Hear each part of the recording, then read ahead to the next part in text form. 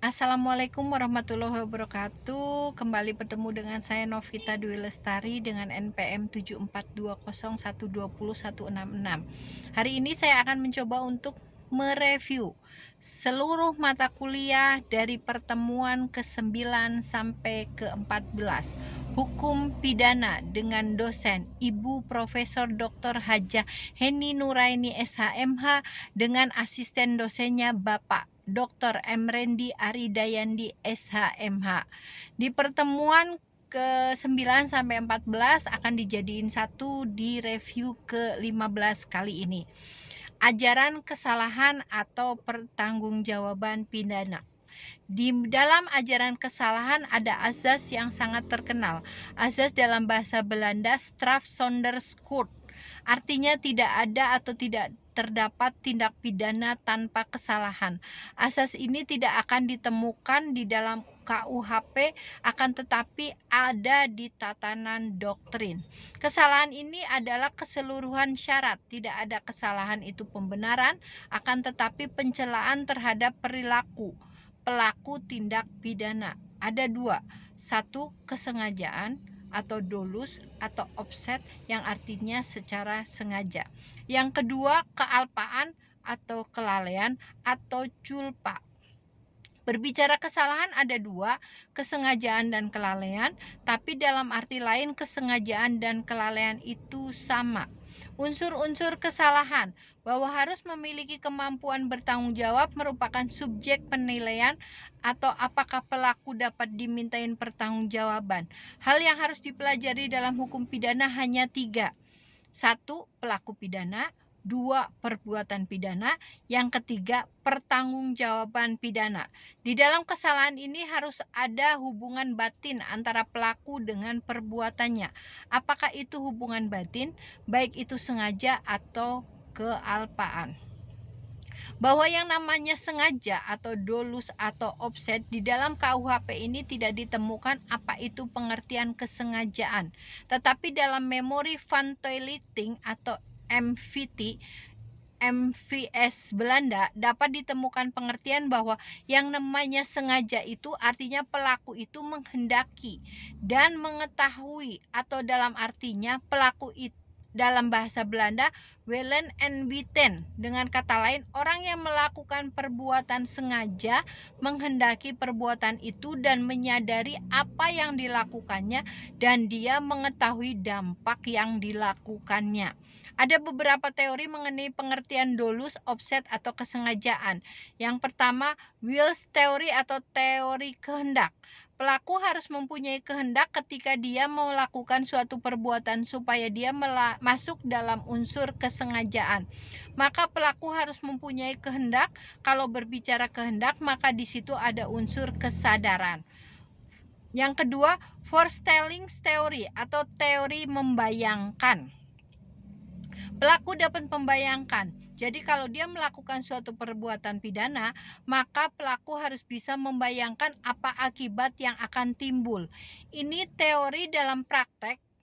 Kedua teori ini memiliki dampak yang sama dan akibat yang sama. Jadi kalau dia melakukan perbuatan itu dengan sengaja, maka dia menghendaki perbuatan itu dan pelaku membayangkan akibat atau dampak dari satu perbuatan. Kesengajaan ini kalau dilihat dari bentuk atau coraknya di dalam teori ada 3, yaitu 1. Sengaja dengan maksud atau offset, omer atau dolus, dilectus atau sengaja untuk satu tujuan. Bentuk kesengajaan paling sederhana. Yang kedua, kesengajaan keharusan, yaitu satu kesengajaan yang memang dituju untuk pelaku tetapi sebetulnya pelaku itu tidak menghendaki. Yang ketiga, kesengajaan dengan segala kemungkinan atau kesengajaan bersyarat, dolus eventualis yang semula terjadi tapi benar-benar terjadi. Apabila kita berbicara kesalahan, maka kesalahan itu adalah unsur subjektif, berbeda dengan kasualitas dan melawan hukum merupakan unsur subjektif. Kenapa disebut unsur subjektif? subjektif karena kesalahan itu berada di diri pelaku. Ketika kita berbicara unsur-unsur kesalahan, maka yang pertama seseorang itu bisa satu dimintai pertanggungjawaban pidana kalau dia punya unsur kesalahan. Yang kedua, yang bersangkutan bisa dimintain pertanggungjawaban pidana kalau dia mampu bertanggung jawab. Dia di sini adalah pelaku. Yang ketiga, antara pelaku dengan perbuatannya harus memiliki hubungan batin. Jadi pelaku harus menyadari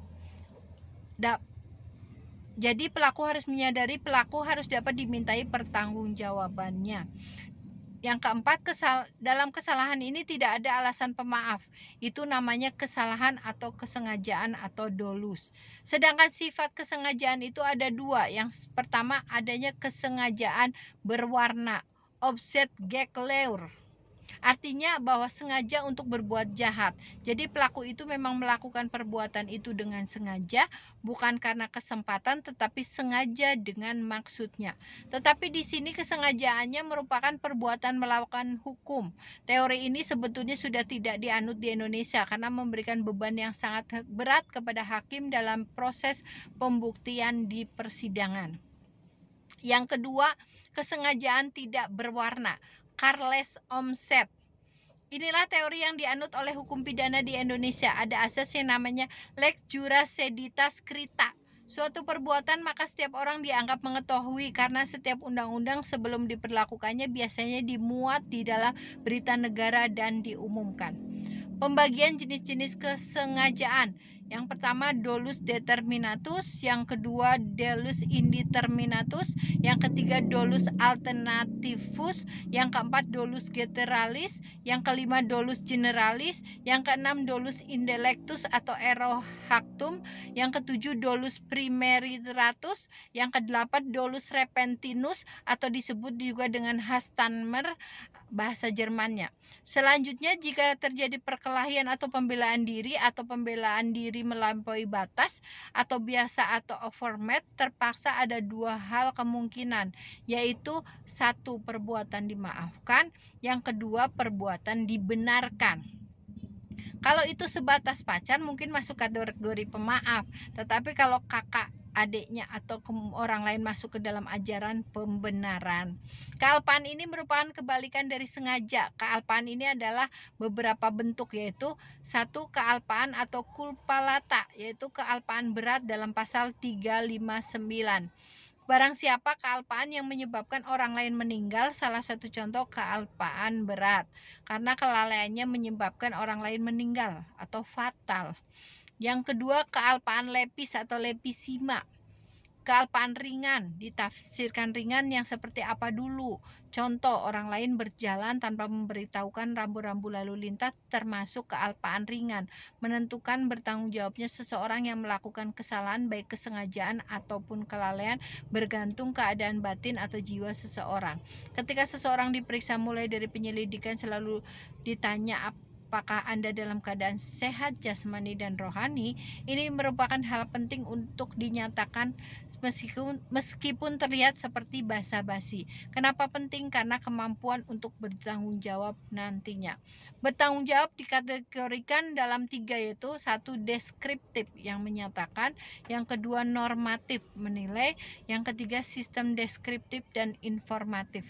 Dan di Indonesia menentukan bertanggung jawab menggunakan deskriptif dan normatif. Sistem nomor 3, artinya keadaan jiwa dari pelaku itu sangat menentukan sekali. Tapi yang menentukan ini adalah seorang psikiater, ahli jiwa atau dokter jiwa atau psikolog.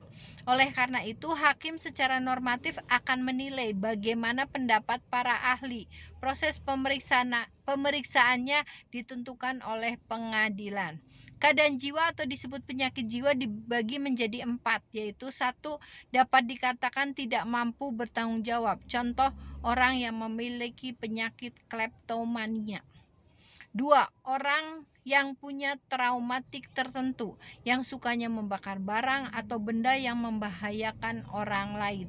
Yang ketiga, claustrophobia, orang yang berada ketakutan di ruangan yang sempit atau traumatik seseorang yang pernah diculik atau disandera atau biasanya banyak terjadi kepada tentara atau polisi yang baru pulang dari medan perang atau latihan peperangan.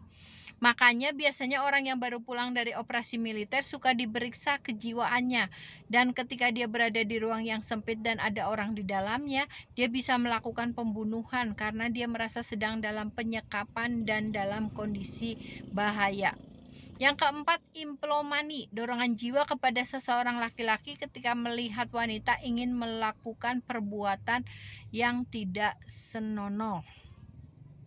Kemudian kealpaan yang disadari, kealpaan yang tidak bisa membayangkan akibat yang timbul. Selanjutnya, alasan penghapus pidana. Alasan penghapus pidana yaitu alasan yang memungkinkan seseorang yang melakukan perbuatan yang memenuhi rumusan delik atau tindak pidana tetapi tidak dapat dipidana. Alasan seseorang tidak dapat dipidana karena perbuatan yang memenuhi tindak pidana tidak merupakan tindak pidana karena tidak bersifat melawan hukum. Perbuatan tersebut tidak dapat dikualifikasi tindak pidana. Sebagai pelaku tidak dapat dimintai pertanggungjawaban karena tidak ada kesalahan. Alasan pembenar, alasan yang meniadakan sifat melawan hukumnya. Perbuatan yang dilakukan oleh pelaku itu bukan dibenarkan, tetapi perbuatannya seolah-olah dibenarkan sehingga tidak masuk dalam ajaran melawan hukum. Alasan ini kemudian dibenarkan. Didasarkan pada kualitas atau keadaan tertentu, misalnya tidak mampu bertanggung jawab yang diatur dalam pasal 44, tidak mampu bertanggung jawab sepenuhnya, pasal 44 KUHP. Seorang anak di bawah umur, anak yang cacat jiwanya, anak yang kuratil, yang idiot, yang tidak normal, ketika dia melakukan perbuatan melawan hukum, maka itu dimaafkan oleh hukum. Jadi kesalahannya dimaafkan, bukan perbuatan yang melawan hukum. Jadi perbuatan melawan hukumnya tetap ada, tetapi kesalahannya yang dihapuskan. Alasan pembenar terbagi dalam satu, alasan pembenar umum terdiri dari daya paksa dan bela paksa. Kemudian alasan pembenar khusus terdiri dari dokter dan para saksi yang menghadiri perkelahian tanding, pasal 186 ayat 1 KUHP. Pencemaran demi kepentingan umum atau karena terpaksa untuk membela diri, pasal 310 ayat 3 KUHP. Yang dihina dengan putusan hakim yang menjadi tetap dinyatakan bersalah atas hal yang dituduhkan, pasal 314 KUHP. Alasan pembenar di luar undang-undang, hukum disiplin dari orang tua atau guru, kewenangan jabatan dari dokter, apoteker, penyelidikan ilmiah, fungsi negatif dari sifat melawan hukum material. Alasan pemaaf, yaitu alasan yang meniadakan kesalahan pelaku tindak pidana sehingga pelaku yang melakukan perbuatan yang bersifat melawan hukum tindak pidana karena tidak ada kesalahan. Alasan pemaaf terdiri dari beberapa, yaitu alasan pemaaf umum, alasan pemaaf khusus, alasan pemaaf di luar undang-undang. Itu saja yang bisa saya sampaikan untuk preview mata kuliah hukum pidana di pertemuan 9 sampai 14. Apabila banyak kesalahan, saya mohon maaf yang sebesar-besarnya. Wabillahi taufik wal hidayah. Wassalamualaikum warahmatullahi wabarakatuh.